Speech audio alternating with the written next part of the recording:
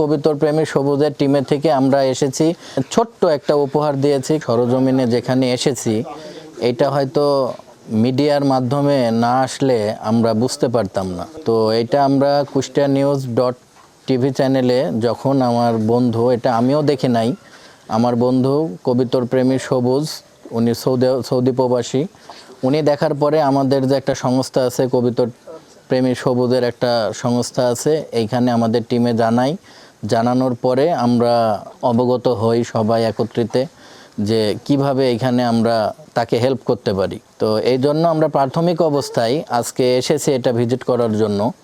তো এসে যা দেখলাম যে আসলে সহ্য করার মতো না, কারণ ওনার প্রত্যেকটা মায়ের একটা চাহিদা থাকে যে গর্ভধারণ শেষ করে যখন একটা সুস্থ সবল বাচ্চা চাই, তো যখন সে বাচ্চাটা মনে করেন কোনো প্রবলেম হয় তখন কিন্তু সে মা বাবার একটা আহাজারি থেকে যায়।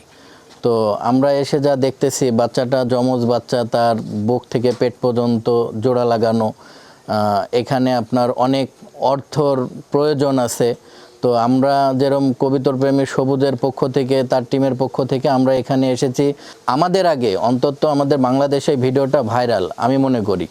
তো এখানে আমাদের কুষ্টিয়া জেলা, দৌলতপুর থানা, জেলা প্রশাসক তাদের দৃষ্টি আকর্ষণ করছে। আপনারা অবশ্যই এটা খুব দ্রুত আপনারা একটা ব্যবস্থা নেবেন যাতে এদের পাশে আমরা সবাই এসে দাঁড়াতে পারি।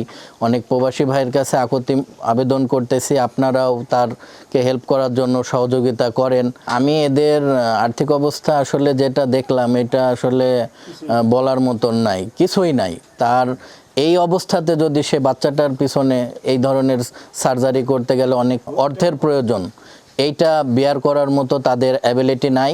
তার বাবা একটা, আমি যতটুকু জানলাম যে সে একটা গার্মেন্টসের দোকানে সেলসম্যানের জব করে, সেটা হচ্ছে একদম সীমিত একটা। তো যে কারণে আমরা কবিতর প্রেমী সবুজের টিমে থেকে আমরা এসেছি। আজকে আমরা ছোট্ট একটা উপহার দিয়েছি, খুব বেশি না, সামান্য একটা উপহার দিয়েছি, কথা দিয়ে গেলাম ইনশাল্লাহ পরবর্তীতে আমরা বাইরে থেকে আরও কিছু সহযোগিতা এনে তাকে দেব।